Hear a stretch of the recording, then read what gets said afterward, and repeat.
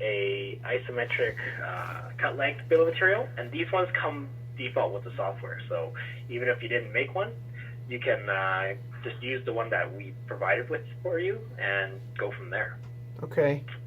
In the basically how it's laid out is you'll have different categories like pipes, flanges, welded fittings, and you can see if I click on any of these categories, they have different columns that you want to see information for. So the first one's just number, length, size, and schedule, description, and material. This is just for the pipe section. So each of the sections will have their own columns that you want to see information for. Like, say, flange, if I click on that, they have a rating, which the pipe doesn't have a rating for, so that's why we include it in the flange, right? Now these little categories, you can start moving around and left and right, so you can shift it around and see how you want, where you want to put it, to see how you want to customize it, right? You can also just adjust the columns if you need to, so just dragging and dropping the sides there. Now this is for the BOM, correct? Sorry, what was that? This is for your are you setting a bill of material up? What are you doing here? So right now, this application will let you set up a bill of material template, right? So with your flanges and your pipes or other components, you can see what columns you want to see in it. And then if you go to the preview, you basically see, like, this is what I set up. Oh, okay. As a template for your bill of material. So right? when you're done drawing the ISO, your bill of material is going to list out what you just showed us right there. Yes. For pipe, flanges, So weld fittings. So okay. So that's what you were moving around, basically how you're going to see it. I got you now. Okay. Yeah. So what are the headings that you want? Right. So as in, like, if you don't want to see like certain columns, you can remove it or not include it, so it can delete the materials. Right. Or I can Okay. include certain ones like part number if you want. I got you. Okay. So that's basically what I'm doing with this application. I got you. That's pretty neat. Yep. Yeah. So it's just a little template. So now, whenever you build a bill of material, you can basically see what you want to see in it, and you don't have to really go back and readjust anything anymore. Okay. Yeah. So that's the bill of material. The other thing is the standards manager. So here is the standards manager. When I open it up, you have the two default standards that come with the software, an English standard and a metric standard. So if we double click on English standard, you can see all the different settings that you can set for this one project that you have. So you can think of standard as a project. Okay, you can tell it what working units and display units to use. And when you create the standard, it asks you at the beginning which one you want to use. So there's different file locations that are assigned to it. So each of the applications will have a specific folder assigned to it. And then you can tell it which folder to use. So if all your isometric drawings are in the same folder, you can just tell it, look into that folder, and then it will populate the list for you. Okay. Border settings for this one project, you can see the different borders that are available. Okay, and then you can just see like the different sizes of borders, and you can also click the button here. If you have your own borders, you use this application to apply your borders to our software. So whenever you insert like a B-size border, it inserts your border with your say different criteria in your border. Where's pick a border and can you preview it? How do you preview it? So that would be in the when you're placing the border in the drawing. But yeah, basically you can see the list of borders that we have provided for you here. And I'll show you a sample of that when I get into the ISO software itself. Okay. Yep. There's a drawings folder. So in the drawings folder, you can see a list of drawings that you have created. So if I click on isometrics, there's 3 of them that's created by me. And then anything else that's created, I can just click on those ones and see what I made. And then the last part here is the specs. So here are the list of specs that are available, and anything that's checked off are the ones that you can use in this project.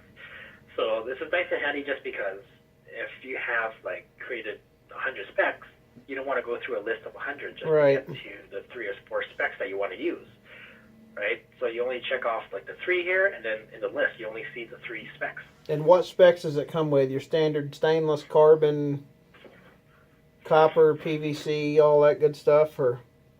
Yeah, I'll show you that in the specs when we actually create the specs. I'll Okay. show you how that works. Yeah, and then the last 4 are the electric settings, P90 settings, isometric settings, and plans and elevation settings.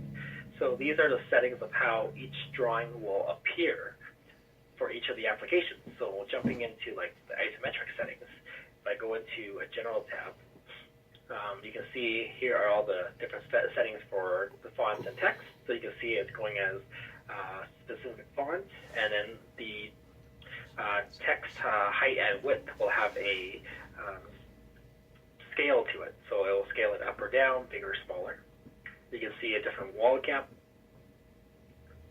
for each of the components you place, what drawing template you're going to use, scale factors like instrument balloons. So you can enter, when you place the instrument balloons, it places it in there and it applies the scale factor. So right now it'll make it a little bit smaller than it is, and then if you wanted to increase it, you can change these variables. Okay, so it's fully customizable. I think that's where you're going with this, right? Yep, it is fully customizable for each application, and then each of the projects will have a different customization that you can apply to it. Yeah. So that's what you would use the standards manager for. Okay. Okay, so going into your question about the specs. So if we open up the specs that come with the software here are A, B, C, and D, and these ones are basic, let me open one up, 150-pound carbon steel specs. So you can see if I open one up, you can see what spec it is. It's 150 pounds, it's carbon steel, and if there's any design temperatures and pressures here, you can just go and enter that yourself. It's manually entered. There are different settings for welded and flange settings. So you can see in the welded and flange settings, there are specific settings that you can apply to the valves, the gasket pipes, right, for this one spec. There's also threaded and socket welded settings. So most important part here is if you want it as threaded or socket welded as small fittings. All right. And there's a little threshold right here. It's set to 1.5 inch. So basically anything that you place, like an elbow or a T at 1.5 inch or bigger, bigger than 1.5 inch, it will automatically place it as a butt weld. But anything that's 1.5 inch or smaller here, it will automatically convert that to socket weld or screwed. Okay. And so the software will automatically do it for you as long as you set the parameters here correctly. Okay, so next little thing here is components. You can see when you click on components, it lists all the components that we have here on the bottom, and you can just expand it to see a little more. So going into like elbows, 90 degrees, butt weld, and long radius, you can see it populates the list on the side here. The list on the bottom down here are sizes that are added to this spec. Right? And then if you want to add some more sizes, you just go on the list here, say 1 inch, enter the information, so a description, if the description's the same, just leave it. Material, weight and schedule, and then just hit add. And you can see it adds the 1 inch down to the list. It automatically increments the size as well to 1.25 inch. So doing that, if you want to add from 1 inch to 10 inches, you can just hit add until you get to the 10 inch mark, and there you go. It added everything to 10 inch. So adding components is actually pretty easy in the using the spec generator. Okay. Okay, so I'll let Trevor go and jump into the actual isometrics application and show you how easy it is to use the app software.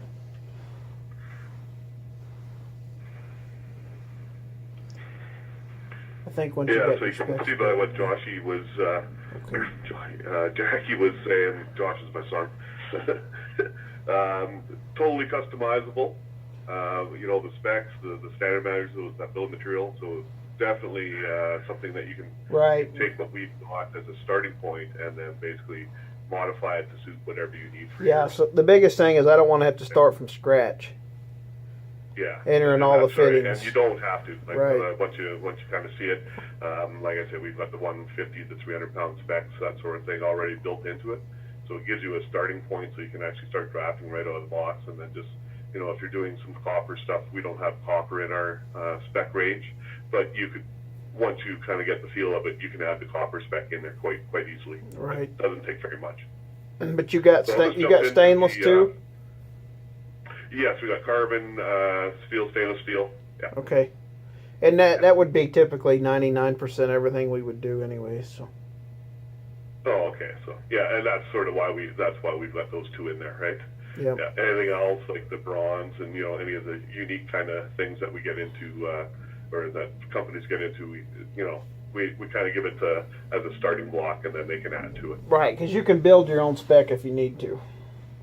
Oh, for sure. Yeah. Yeah. And again, just like Jackie had showed you, it's quite easy to do, and you can actually take a copy, say, of the A spec, the 150 pound, and just rename it, and then just adjust what's there. So Right. rather than starting from Right. square one, Yep. you can actually take that and just change it, so it's instead of extra strong, it's double extra strong. You can just modify what's already there. Yeah. Cool. So in the software, so I booted it up, and I've got the drawing manager comes up, and this is sort of what was shown in the standards manager, and you've got your two default ones, and then Hang on, I my don't demo. I don't see your screen. Oh, you don't see my screen? Sorry. It just says new meeting. Okay.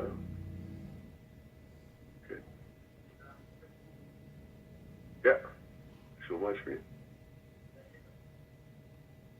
No.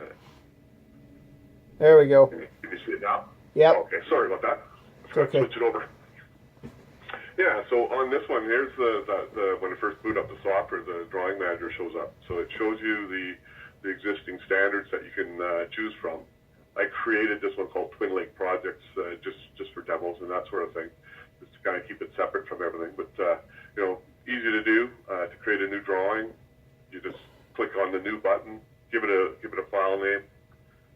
So I'll just put in one of mine here, just 006, whatever the drawing happens to be, and then you just double click the drawing, and it opens up the software. So this software works on top of AutoCAD. So have you guys used AutoCAD before? Yeah, I have. Yeah, you have. Okay. Well, so if you played around with AutoCAD, it's all of AutoCAD's functionality as well as adding on the PaperCAD software, right? The isometric software. So if you've got a good feel of how to zoom in, zoom out, add, erase things, change layers, definitely helps out for sure. Yeah, that's the problem. I can do AutoCAD, but we're looking into software that I can send to the field that these guys can do as built in the field. So that's why we're wanting to do a standalone version without AutoCAD, something that they can learn that's not too difficult to learn. Right. And this one, like it works on top of AutoCAD, so you don't have to be an expert at AutoCAD to use the software, because the software takes care of like 95% of what AutoCAD does. Okay. So, and you'll see when I go through the demo, like it's all customized, so there's not really that much of a learning curve on the AutoCAD side of it. It's nice to have, but you don't have to have it.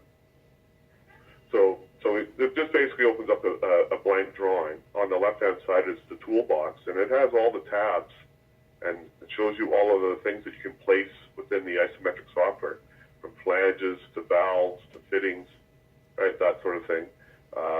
The equipment, that sort of stuff. I'll start off by just inserting a border. And you had mentioned this when Jackie was taking a look at it. When you click on the border, it just comes up with a default little menu here that says what size you want to work with. Most ISOs are done 11 by 17. So Yep. You pick that, and what it does is this will insert our ProCAD border, but you can actually replace it with your own title block or title sheet, whatever you want, right? Yeah. And then we can just put in something for a title here, and you can just fill in. These attributes are just AutoCAD attributes, so easy to transfer between. And I'll just do that for now, and it just fills in the title block, right? Yep, I got you so there. It automatically does that. And then so like I said, the border itself easy to replace with your own borders. Right. Yeah. And then as far as the settings and stuff like that, like I kind of show you down in the lower left here, these are the active settings. So it kind of shows you the isometric plane that you would be drafting in. It shows you the spec. So here's exactly what we're talking about. You can change the spec. And depending on which specs you have toggled on in that standards manager, dictates to what's going to show up on the screen. So I kind of left it A, B, and C. So I got my 3 ranges. Plus I created one called Twin Lakes, and it's just an A spec, 150-pound spec. So I'll set that. You can set the main size of the pipe that you want to insert, so whatever you need. So just I'll leave it at 4-inch. The branch size, so a 3-inch branch. And then even if you want to get into the line numbers, so I don't know if you guys will be adding line numbers and line tags, that sort of thing, but you can actually input them into the software as well, so it actually keeps track of everything for you. Okay. And I'll just pick the first one there, right? So it's just a generic PL, process liquid, right? Unique number 103 4-inch size. You know, whatever your line systems are. Right. Yeah. And then, just to get into everything, there's under the equipment, so if you want to start off, and I'll just do a little demo just with a vertical vessel, but there's all sorts of vessel symbols that you can actually just place into the drawing, right?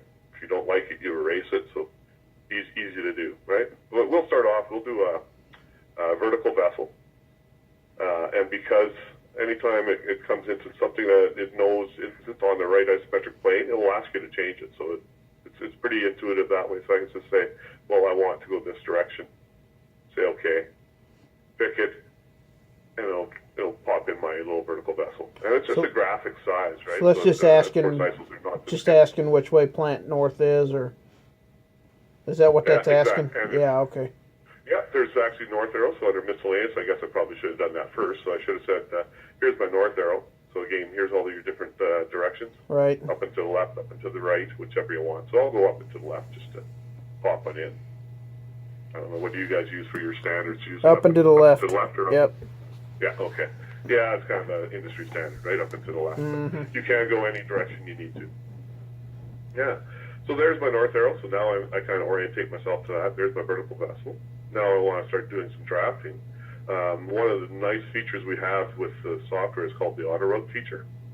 And what this guy does is basically simplifies the insertion of all the components, the piping components. So this really, really enhances it, and it basically makes it just click and point, and away you go. So I'll show you how it works. So I'm just going to turn on using the next fitting inserted, so I'll just put that in. And then I'll go to my flanges, and let's take a look. We'll put a little nozzle in, coming off of that. No, it should. Actually, it didn't. Okay, I thought it might, but down here, take a look at my isometric plane. I didn't change it, so I want to go in and make sure I change that to the plane that I'd like the nozzle to show up in. Okay. That's just a matter of toggling it, right?